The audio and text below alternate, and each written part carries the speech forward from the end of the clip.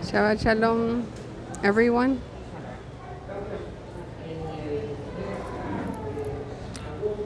We are in the month of August,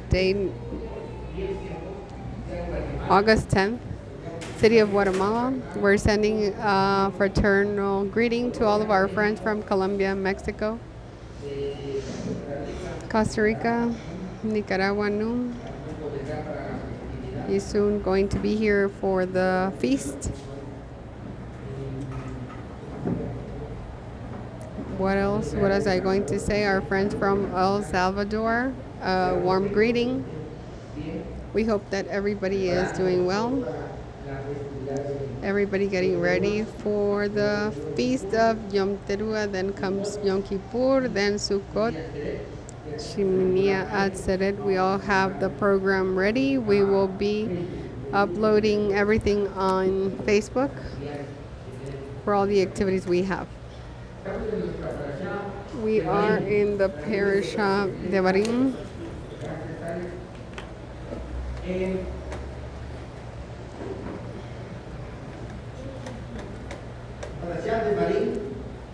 The Parasha Devarim means davar, word, but also the word davar means thing, something that is physical. The first thing that comes to our mind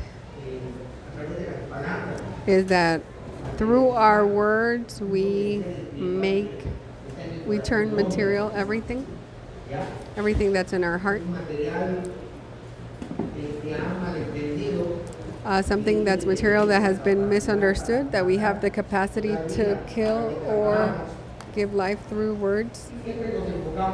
And we always focus on, I can kill somebody's honor by talking bad about them. However, we have taught that the Shomhara, the first person that is dying because of my bad words, is me. So that's coming back to me. It's in my tongue. We will focus today a very important topic that has to do with the topic we spoke about last week, that Moshe, this new generation, is reminding them is everything that happened in the last 40 years. The history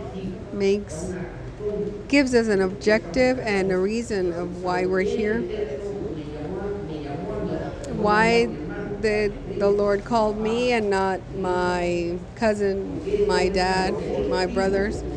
Why is this so selective? Like the prophet said, I will call one or two from families and just 2 or 3 families from a city. Why is this so selective? And this has to do with the identity of Ephraim. It gives us a reason why we're here. Why are we in foreign lands? We think that we were wild olives, but no, we are from the natural olive tree. But we just gave a space for the Gentiles to join. And powerful is the Lord to put us back to the natural olive tree. Just like Moshe, he thought he was from Egypt. He spoke like an Egyptian. He dressed like one. And when the daughters of Jethro saw him, they told his father that there was an Egyptian, but no, he wasn't Egyptian. He was Hebrew. He had a hidden identity. And for us, it takes time for us to assimilate and understand how incredible and the wonders of the Lord, everything that he prophesied for the house of Israel, everything that the theologians and Christians thought that this was crazy, that the 10 tribes will come back, but the Lord did fulfill his promise. And this promise that is fulfilling in our lives is the promise given to our patriarchs and Abraham and Isaac, they saw something and they died with the satisfaction that we would come again to the nations, just like the Lord promised. We still don't have the capacity of being conscious and aware to see the supernatural power of the Lord manifested in our lives. That even when we read the Torah, the exile and the rescue of our fathers from Israel, and how the Lord provided everything during those 40 years in the desert, we still think it's shocking and surprising when the prophet says that what is happening to us, it's greater than what happened to our fathers in the desert. But because we can't understand this, how can we be thankful and appreciate something that we don't understand? That we still think we're here because we're smart, because we study, because we understand. We can't be thankful, and we don't have the conscience that we are the promised word from the Lord to our patriarchs, and that they died in peace, knowing that each one of us would accept the calling to the Lord. It's sad. It's sad to see how many souls are dying in the desert of confusing religions, Judaism, Christianism. They're dying in the desert. And it's because we haven't been able to deeply understand what is happening. We believe, the man believes what he sees. The problem is, how do I know what am I looking at? A lot of scientists say that the natives in the United States, when they saw the boats coming from Spain, from a spiritual point of view, the natives of the land didn't see boats because they didn't know what a boat was. You could tell a native, "Did you see the boats?" And they would say, "What is that?" They didn't see a boat that was approaching, or even though they were looking at the object floating in the water. So we see, but we only see. What tells us really what we're looking at. On the other side, we only see only what we believe in. But how did we acquire that belief? I don't know if you guys have noticed, but we are locked. I don't believe, but I only see what I believe. That doesn't mean that everything that I see is everything there is. They made a social experiment, and they put one of the most famous violin player, outstanding violin player, that you have to pay a lot of money to listen to him. He was playing a violin with more than $3 million in the subway of New York, and he played for 45 minutes, and tons of people walking through. Only 6 people stopped and listened to them, and they only stopped for 5 seconds. And you can ask those thousands of people, if they heard and if they saw the violin player, and they will say no. But you see in the news that the violin player was there, but you walked right by him and didn't see him. That means that there's something in our interior that tells us what to see and what not to see. But how is this created? How is this belief acquired? Moshe is the teacher. He's the excellent teacher. A man that taught for 40 years to a people, and at the end of his career, he tells his students and the next generation of his students, he tells them, well, until now you still don't have eyes to see and ears to hear. And that would be frustrating for a teacher. And he would say, I know that you will not, when you go into this land, you're not going to understand what I taught you. Could you believe that 40 years of teachings? And it did happen. They went back to idolatry. That was clear. The way in which each person sees the world is a product of the interaction of his personality, the environment, and the education he received. That defines what I see and what I believe, or what I think I'm looking at. That's what defines our cosmovision. And Moses,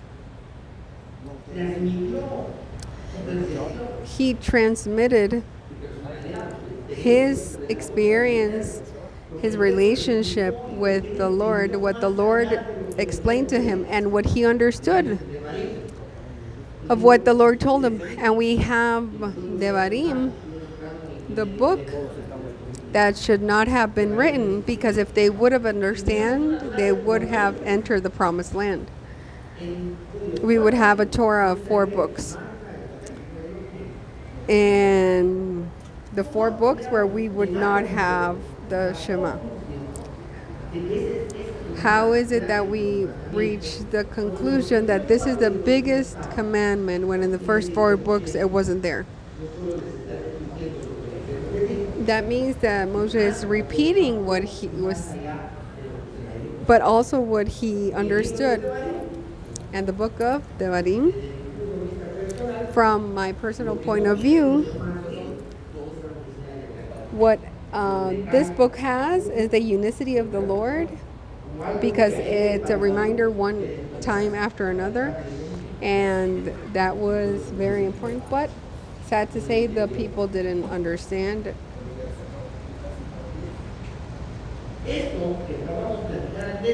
This, that what we just saw, the way how we see the world, the interaction of the personality, the environment, and the education, imposes a way of being that goes beyond conscience.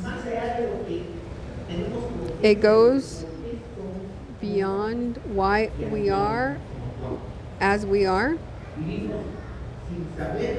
and we live without knowing why we are in a certain way, and we don't know why. The worst of all is we can't change. We are incapable of changing something, and I'm talking about how the way we are. And it doesn't mean that if you're not organized and you turn to be organized, because that can be done with discipline. That doesn't mean that in his interior they are organized, because a lot of people do it so they're not punished, but they still live a disorder in their lives.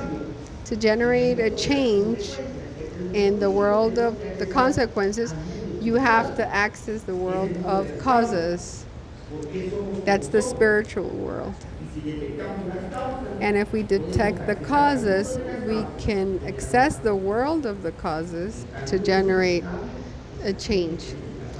The Kabbalah says that a wise person is somebody that does is able to change. In the world of causes, everything is different. But meanwhile, we live and we don't understand why we offend people that we love and why we say that we're going to do something and then we don't fulfill it and we're not able to do something. Why I want somebody else to do something and I'm not capable of doing it. And we have a way of being that we don't understand why.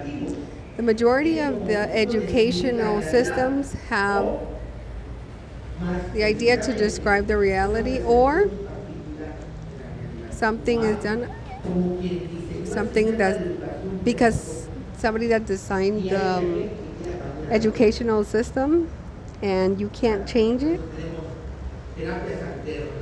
That's why we have alternative therapies and medicine, for example. Why alternative? Because the educational, formal education doesn't accept it. So they create a perception of believing what is and what isn't.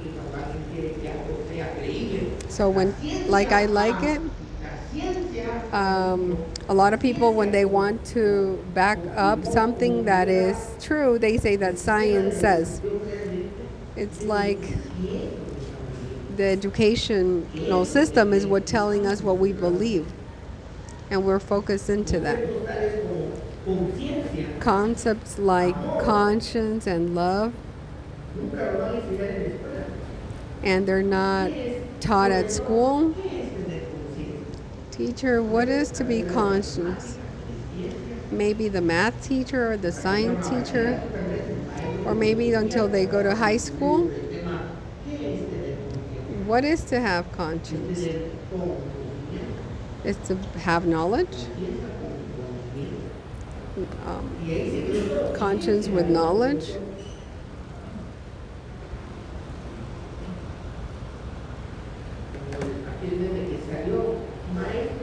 Like a joke we read.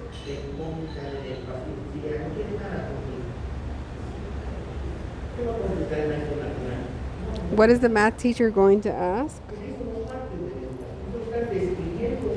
Because they're not describing a reality that somebody described that's the way it was. These topics do not come into formal education.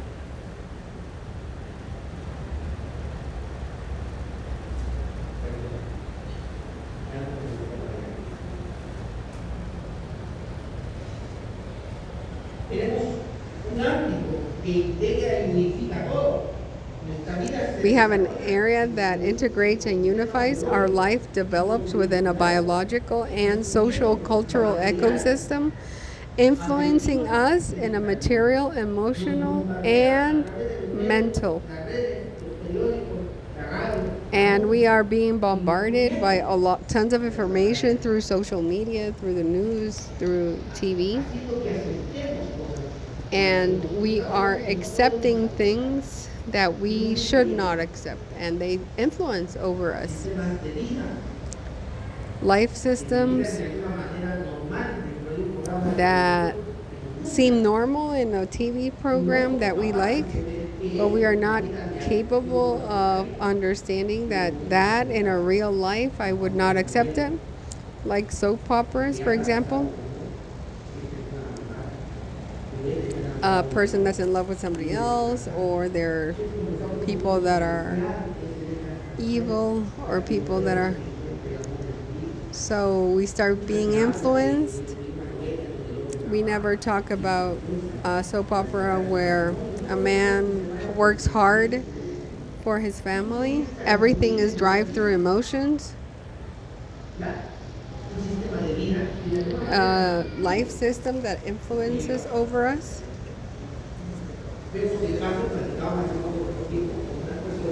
We see, for example, we were talking with somebody about having sentimental relationships with our youth. Do you think they are not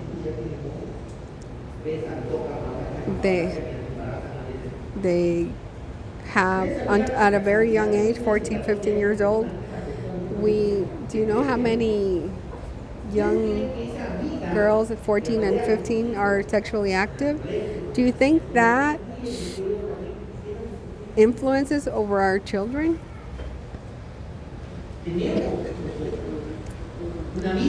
We have a life that is being developed in a social, cultural, and biological that affects mentally and physically and materially. And we say, oh, poor people from Venezuela, and we still have neighbors next to us that are suffering the same thing. We are not able to see them. We are influenced. What happens in each of these areas triggers processes that impact, making it impossible to understand even a small aspect of reality unless we fully understand it. And we have to understand why things are happening in our society. Life, despite of being composed by a diversity of aspects, is presented as a whole. Our perception of reality is not in our senses or in the brain or in the heart, but in a level that integrates and unifies all of them. It is the spiritual field, the world of the neshama. If our soul leaves this body, we die. Because life is in that spiritual area that integrates everything, like a computer, which, in spite of being composed of thousands of parts and integrated, at the end is a computer. And concentrating on a part of it will not prevent us from using the computer for our benefit.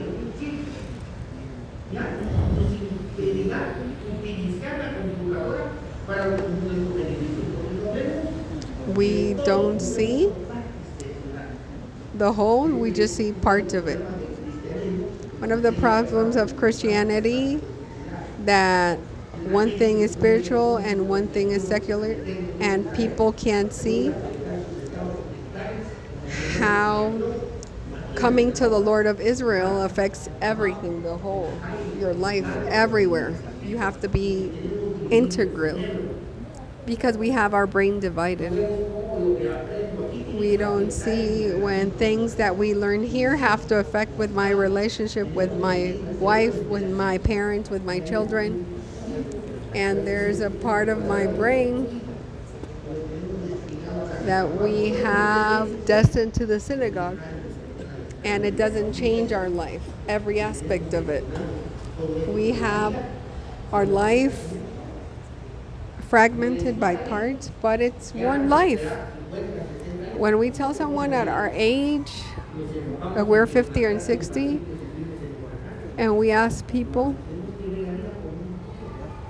we have to see life as a whole, with good things and bad things. When we cry and when we laugh.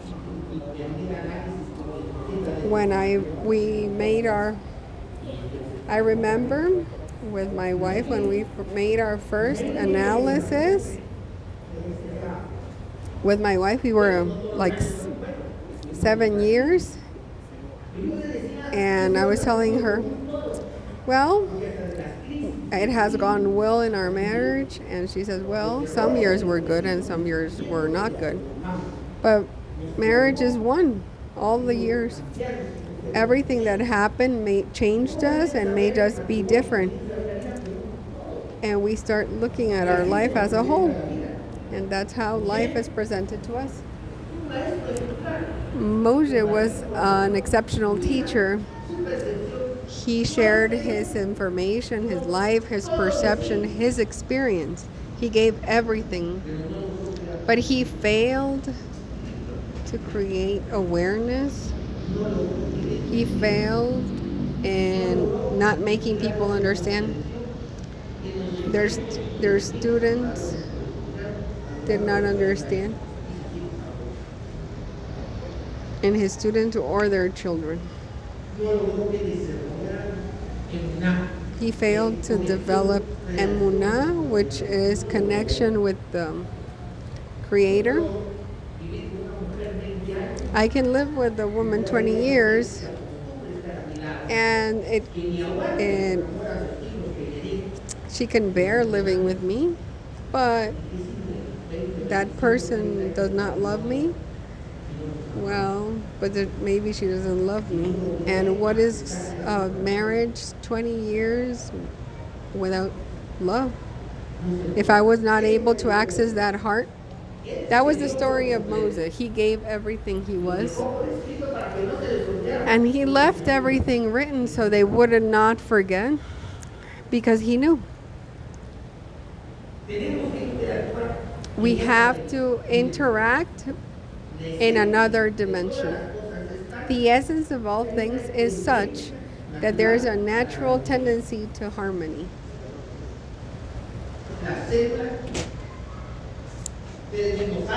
You see the cells and the atoms, everything,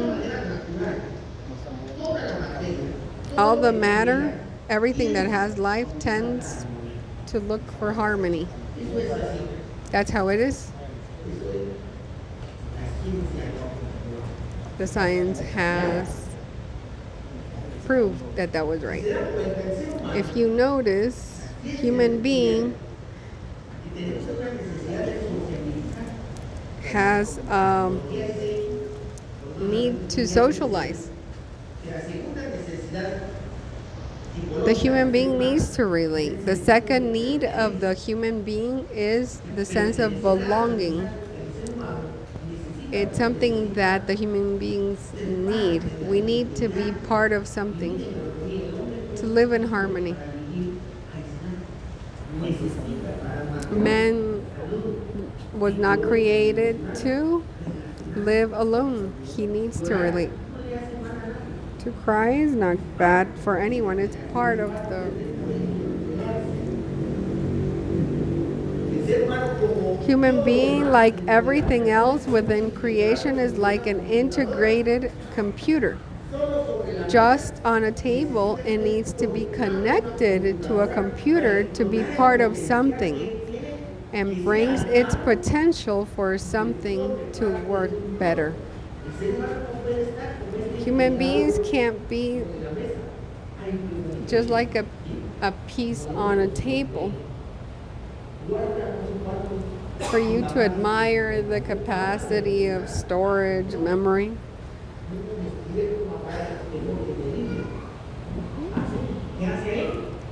we haven't discovered something that, well, and if so good, what is it good for if it's just right there? And it will rust. But if we don't connect it to a whole, it will never work.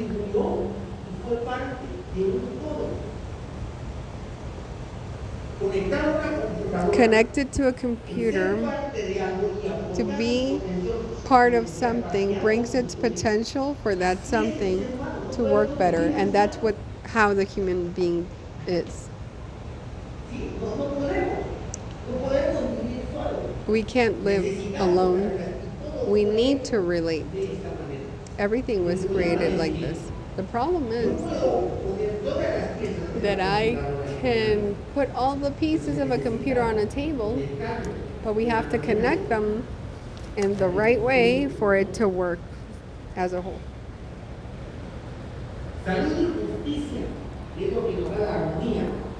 Health and justice point to harmony, while illness and injustice denote its lack. When everything is working correctly in our body, when there's harmony, there is health and justice. When there's a lack of harmony, then there's illness and injustice. When the liver can't clean the blood, when, kidneys are not able to clean the blood, then we start getting sick. Then we don't say the kidneys is sick. We say everything is sick. Then when it hurts, but what you have wrong is your kidney. But because it's a whole, and then one part is sick, everything is sick. But selfishness is what makes us see ourselves as an isolated part of everything. That's not, doesn't exist. It's not true. Our life is not ours. It was given to us with an objective to be part of a whole in a harmonious way. The harmony depends on the relationship between the part and the whole. When I speak about a computer, the computer was made with an objective. Now there's computers, special computers for gamers, because video games have a lot of information. The computer was created with an objective. Each one of our parts of this computer shares the objective, and is that place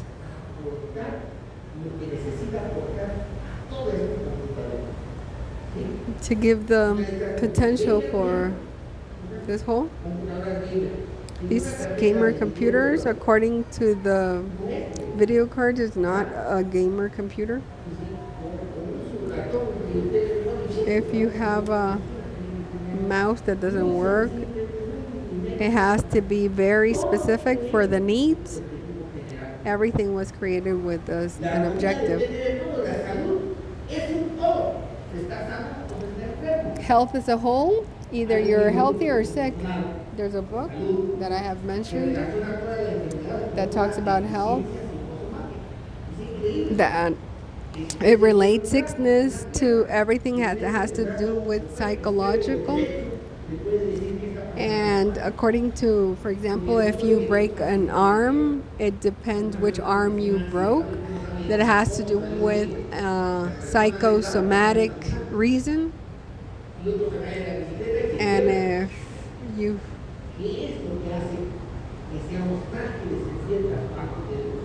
what makes us fragile in certain parts of our bodies? Well, human being is part of as a whole. It's not only a muscle, not only a bone, not only tendons. There's a soul that is providing life, that is giving life to each part of the body. And it evidences. A lot of people are sick because in their inner life there are unresolved conflicts. When a person holds grudges that produces bitterness, then the body itself assumes an attitude that causes it to get sick. When we see that we're sick, we have to be smart, because the Lord doesn't have dumb children. Something's not working in harmony. And we don't only have to evaluate the physical aspect, but also the emotional, psychological, because we're part of a whole. As the integrated on the table, it rusts and it deteriorates without contributing its potential. Somebody checks a computer that's not working right, they have to check what's the cause. A lot of people do maintenance on their computer, they take advantage. Well, human beings are part of a whole. I can't say my liver is sick, my kidney is sick. It's part of a whole. Why do I have this deficiency? We have to see life as a whole. In order to solve these situations, a passive treatment on the corporal aspect is not enough. The we precise, assuming an active role that integrates spiritually, we must reevaluate the way in which it relates to life. Something I'm not perceiving correctly, I'm not interacting. Why, when I put this piece into the computer, it dies? It's not a problem with the piece, it's a problem with the whole. We have to check everything. Only somebody that knows how everything works can look at the relationship. If I say, well, my stoplight doesn't work, well, I have to check everything. This cable, it's not only the cable, only somebody that knows how everything is integrated can see the repercussion on how this works. We want only for the light to be changed, but it's not only that. Everything is integrated. The dominant element in the healing process is the ability to interact with another dimension of consciousness capable of generating emunah. If we want to have a stable life, healthy, that is emotionally and psychologically healthy, we have to integrate to the whole to work and to work correctly. When there's harmony, there is health and justice. Have you seen in the movies when they make some type of vibrations and meditations? All of the energy, everything is energy and everything is changing a frequency. What is it that they're looking at? What do they want? They want their soul to vibrate in harmony with nature. When there is no harmony, there is no justice, and we are sick. What do I have to do? We have to integrate to a whole. Emunah is connection with the creative light, the Ein Sof, the tree of life, where everything comes from. Where everything, that's the reason we have to integrate. Do you know that the Lord made everything with wisdom? Yes? That means that this wisdom was with the Lord before something existed.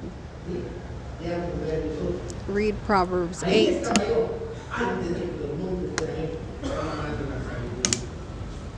There I was before the mountains were created. So in order for me to integrate, there has to be something of that wisdom inside of me. So I know where is it that I'm standing and what can I do? Can you imagine what it could be to be with Emunah connected to the tree of life? Where is there space for injustice? Where is there space for sickness? There's no space. Because we are integrated and connected with the wisdom that everything was created by the Creator.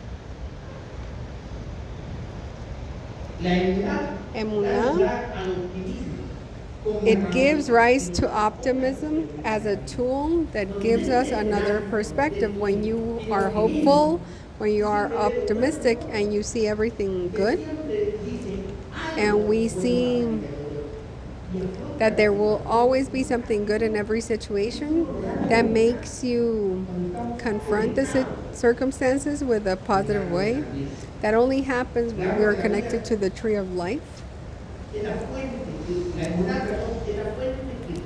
The Emunah is the source that connects with everything in a harmonious way. This allows where everybody sees negative chaos, we see harmony. Where everybody sees demons, we see angels, because demons are messengers of the Lord. All of this is provoked by emunah. This allows our potential to create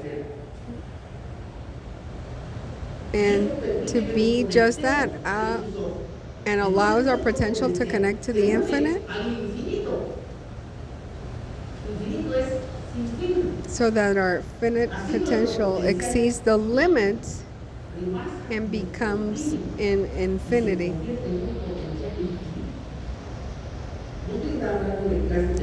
And I'm not talking about a motivational speech.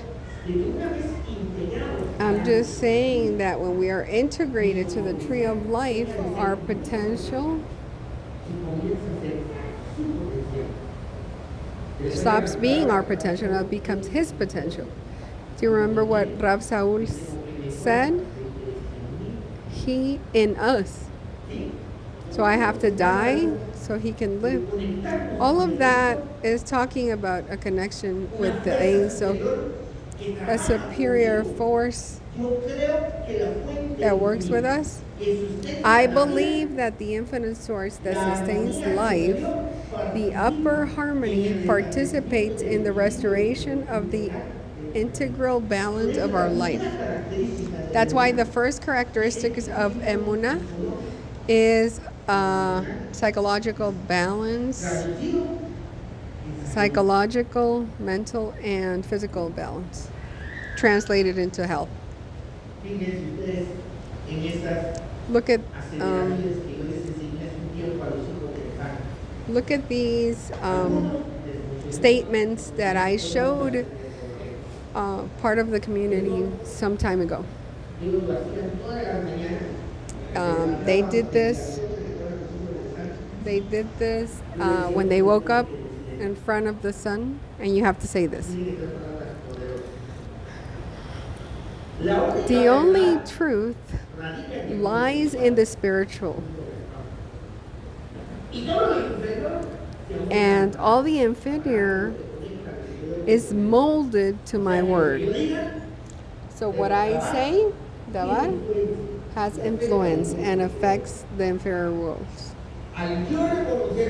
By recognizing the truth by our Majesty Yeshua, who gave of him, I decree that I and mine are life, truth, and path. Life is health, strength, and joy. Thanks, Heavenly Father. This each one can repeat and repeat until self-suggesting to the point that he thinks it is true. But only the ones that are connected with that infinite light to the tree of life, this will be a reality and a truth, and not the denial of our poor and isolated reality of human weakness. And it continues saying, that is why I deny and reject as something foreign to me all sickness, sadness, fear, and scarcity. I embrace the harmony and of his creative light, and thus his shalom rests on me and mine. Can you imagine saying that in front of the sun that brings light to a new day, that gives life to all the plants, flora and fauna? You see this in the dawn, receiving all that potential. And shalom, peace, comes from shalom, that means an inner balance, harmonizing with everything, with nothing. And peace does not depend on anything external.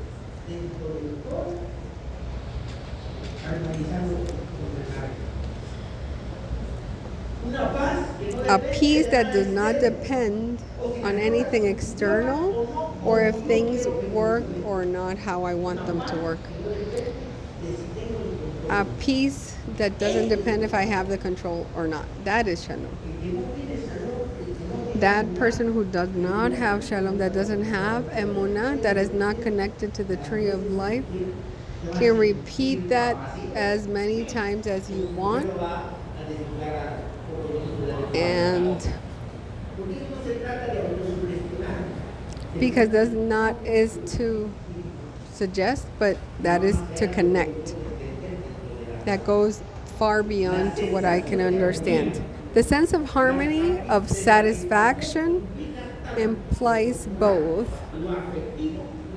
corporal, affective, and mental, and the transcendent dimension of human being to the spiritual,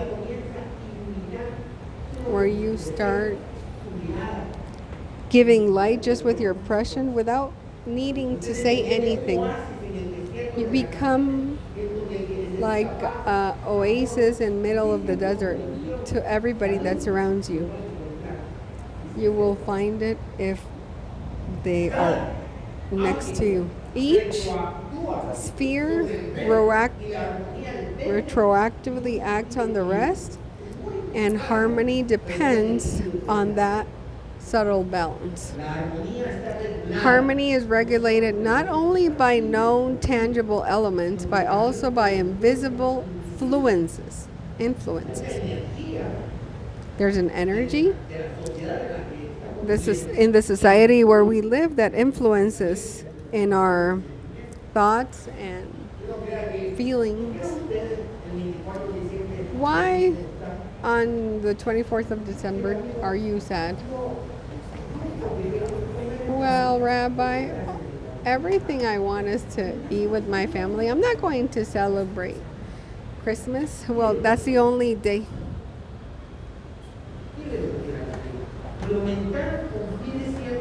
The mental confers a certain notion of reality, but also limits it.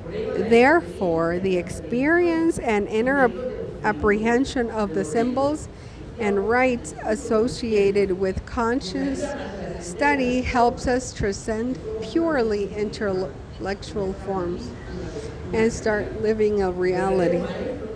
A real teacher doesn't show theory, they show life. The problem is the vase, if it's ready to receive.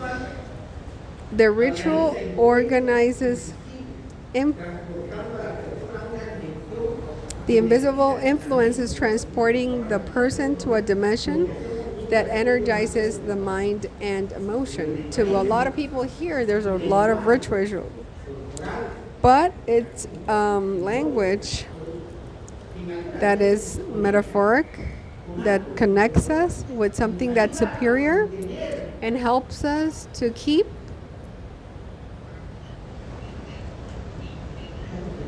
how do you say? To make the limits of our intellectual comprehension not an obstacle, but a goal. And that's how our mind expands. Because if we reason every ritual, there's no point in doing it, because we're using our reason. Only a transcendent objective can generate the motivation to face life integrally.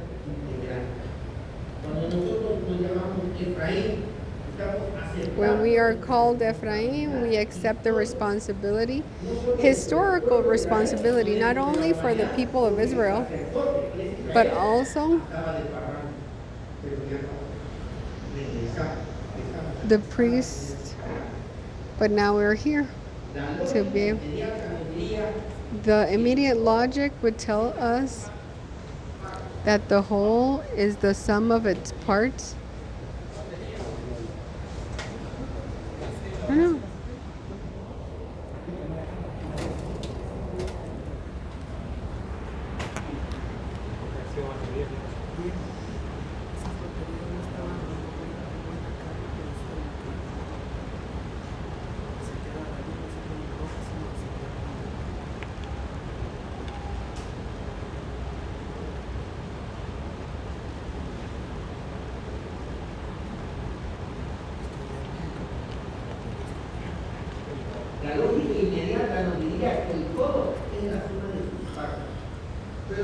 The immediate logic will tell us that the whole is the sum of its parts, but really it shows us not so. Processors and cables and video devices when assembled in a certain way, make up a computer. A computer is much more than the sum of its components. The human being is much more than the sum of bones, tendons, flesh, skin, heart, brain, etc.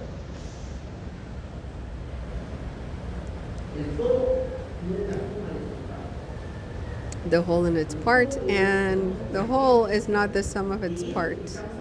But how can we be conscious when something that's bigger than me, that creates harmony to everything that I am, so I can integrate when they talk to me about this, I can understand, because a writer wants to transmit what is in his heart. The reader needs, through reading, they need to access what is in the heart of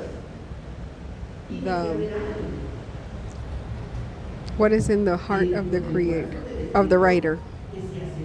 There has to be something that attracts from the writer to the reader.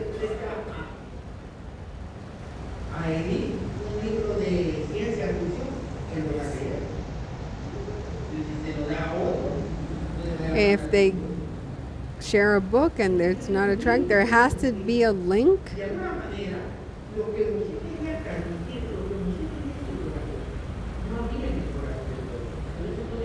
They did not have in the heart.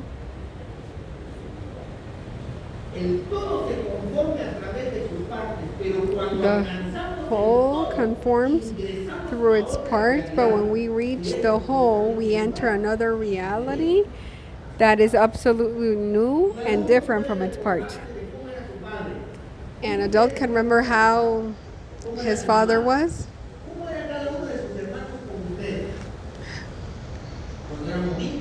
When we were children and teenagers. But in reality, what will make that memory pleasant or not will truly form him or as a person is the invisible influence of the home as such where we grew up. Our parents played a role, but where we grew up is what really shaped us. We can analyze how our parents were, how your mother was, how your siblings were.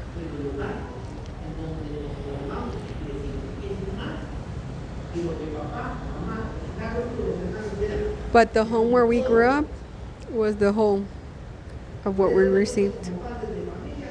That's why, as parents, we don't only have to worry about being a good husband. We have to create the Garden of Eden. So each member of our home grows spiritually with health, liberty, psychological health, physical with balance.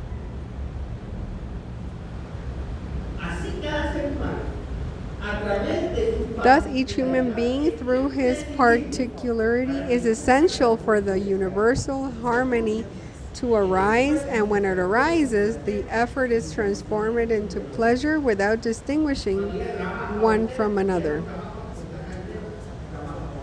When you don't work for money, but you work for pleasure.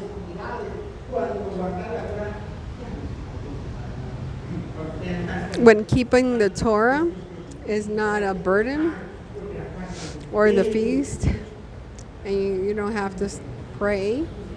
When it is a burden, then you haven't understood, you have not connected to the infinite, you're still fighting. There is no emunah. You haven't understood what it talks about. The spiritual work that we learn in the Torah, and more precisely in Kabbalah, the challenge in performing mitzvot is analogous to the effort of the one who builds a great structure. The final product is something completely new, that infinitely exceeds all its components. What I am has to be bigger than what I am capable of building because I'm not doing it with my strength. I'm just doing this like a bridge to just perform something. A bridge with 100 kilometers is not built by one engineer, but many. But there's one person that is the mastermind so they can reach a goal.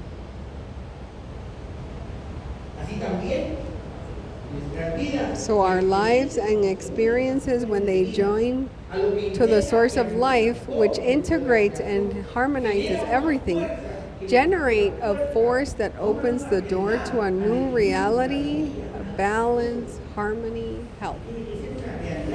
That has to be a reality for each one of us. The whole is in each of the parts, and the part is in the whole, but in a different way. There is something that of this whole in me, but in a different way. The parts limits the whole.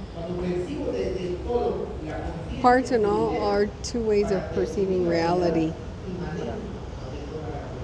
When I perceive from a whole, conscious is released to perceive the immanent unity of all reality. When many people get worried fighting between lights and darkness, we are able to see the light. Where everybody gets worried, we are able to live in peace. The part limits the whole. Instead, the whole expands the part. That means that we are talking about the potential that is supernatural, that comes of the cause and provides us with a potential that helps us pass the mental, psychological barrier, and even physical. We start revealing a new potential, a new life that until now was not new, but that has to be an experience for each one of us. Moshe indicates the spiritual consciousness of the neshama capable of perceiving the whole as an integral part of the nothing. But Israel points out the part that failed to integrate to the everything. That's why he promised that they would not. As the people of Israel approached the promised land, Moshe described to them the experience they experienced during their years in the desert. A teacher like no other. But the people were like many other people. And that reality has to change. The reality has to change. Matthew 5:8, blessed are the pure of heart, for they will see Elohim. There's a condition in the heart that is needed. A clean heart. There's a condition of the heart that is necessary and without which the part cannot be integrated into the whole. With him, everything is possible. When that connection doesn't exist, because of the law of simulation of forms, everything is impossible. Matthew 15:7 says, Yea, hypocrites, well did Isaiah prophesy of saying, This people draweth night unto their mouth, and honoreth me with their lips. But their heart is far from me, but in vain do they worship, teaching doctrines of commandments of men. And they were not like Moses.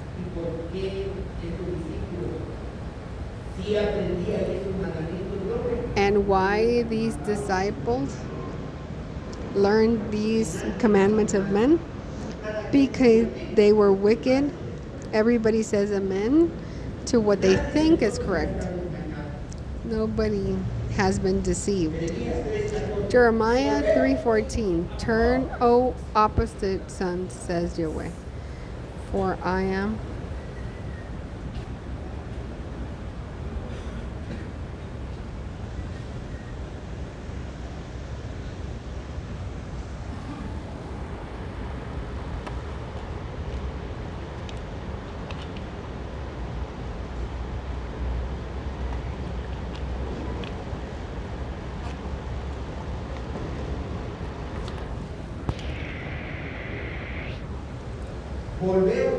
Jeremiah 3:14 says, Turn, O opposite sons, says Yahweh, for I am your owner, and I will say, Take you, one from each city and two from each family, and I will bring you to Zion.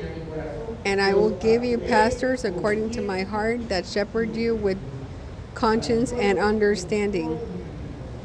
Pastors according to my heart. They have to have the heart according to the heart of the Lord. The integration of the whole.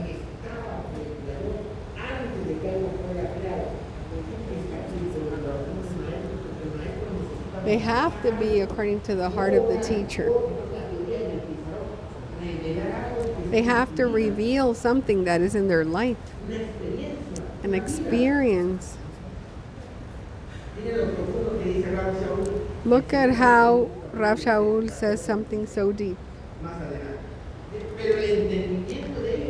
Corinthians 3:14. But their understanding was blunted, because until today, upon the reading of the Old Covenant, the same veil remains uncorked, which by the Messiah is removed, like Moses covered his veil, because they didn't let him. He's the icon of the Torah. That's why the people didn't understand, because they couldn't see his face. And even to this day, whenever Moses is read and the veil is placed on their hearts,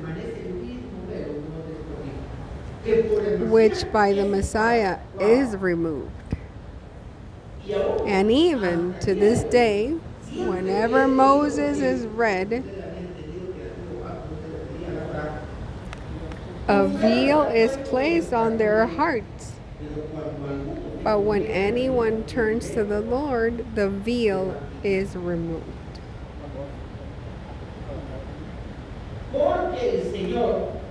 Because the Lord is the Spirit.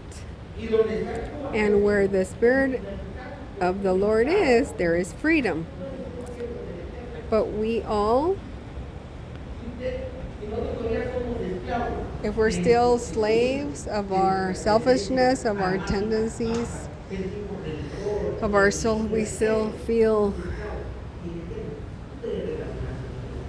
envy, jealousy. We can't relate. Once the Messiah makes us free, then the veil of the Torah falls, and we can understand what others don't.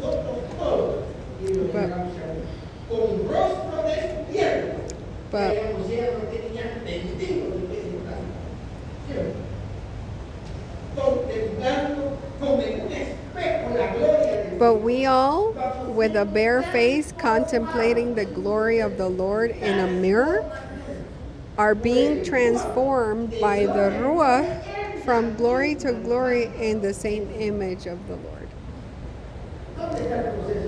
Where is the process there? There is no process. It doesn't exist. And that can only be said by somebody that experiences that potential within his life, what he is living,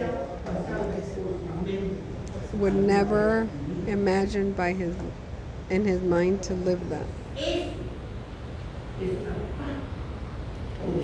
That is a part connected to the whole, receiving the life from the nothing. That is the real spirituality. That is the life that we have to live. So we don't repeat the life of our fathers and we die in the desert of the nations where we are. careful. Let's not lose that made us leave Christianity, that made us walk, that made us go to a place that we didn't understand. We were 6 months studying Torah, and we were not able to resolve the simple questions that they were asking us because we didn't know where we were. We didn't even know why we had left. We couldn't explain.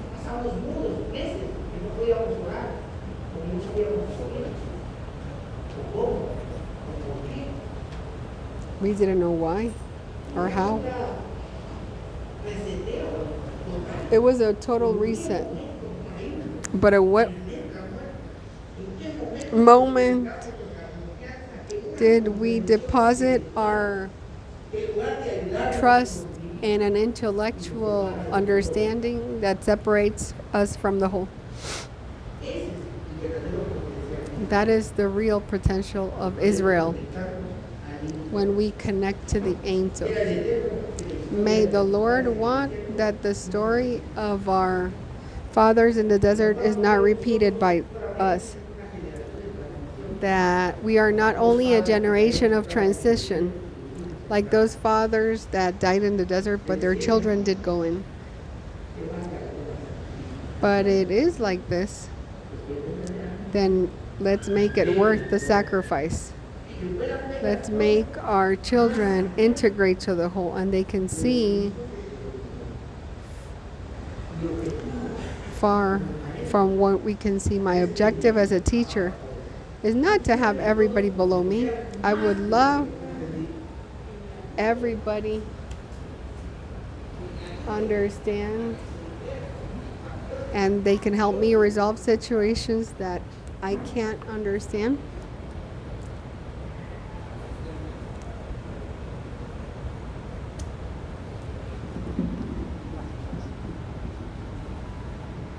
Vamos usar este micrófono.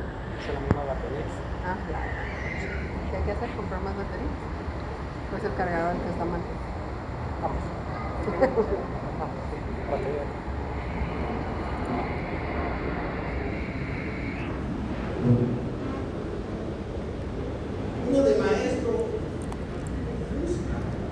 As teacher, a real teacher doesn't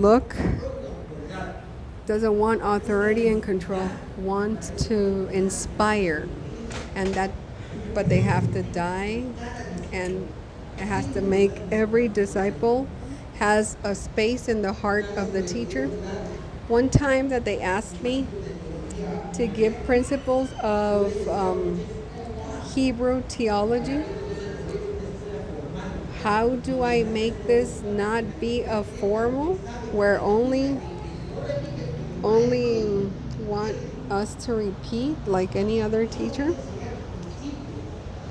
I only want to show principles of spiritual principles to help everybody. But you have to overcome the limits. Because what took me years to understand, you understand it in 5-10 minutes. That's the real objective of a teacher.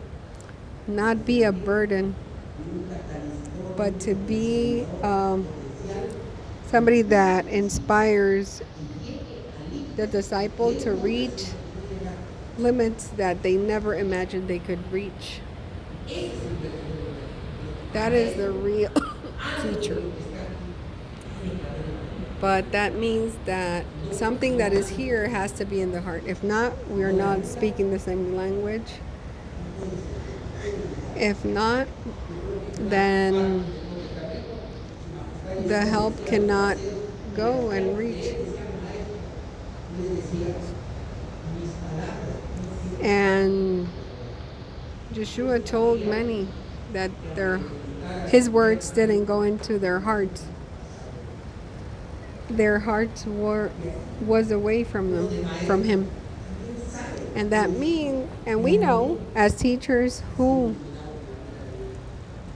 what disciples is being inspired, but my life And a lot of you can give faith to this. Like Moses said bye to their disciples. And I know, he said, I know when I'm not here, you will do this and this and this. And this will happen. I have said this to many people when they leave and when I tell them to go. If you don't fix this, and that's what happens. There was also a couple that wanted me to take away the curse, and it's not a curse on anyone. Is that when people are walking, we know what's going to happen, and everything was written. But that's the real spirituality, to learn from others' mistakes. We need real teachers that have the heart of the Lord, so we can be the fulfillment, and we can only be the base that receive what. Let's pray.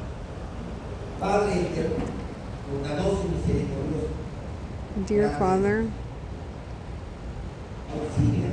please help us. Please help us to continue growing in the path of Ephraim that was given to us before the creation of the world. Give us comprehension. Make us humble. Make us brave and wisdom, so we can continue in your path and we will not step away, and so we don't die in the desert like many others. Help us to be humble. Help us to cultivate this that you have put in our hearts, and that we make our heart hard and lose. This is so valuable, like our Majesty Yeshua. Thank you, Lord. Amen. Let's put away the Torah.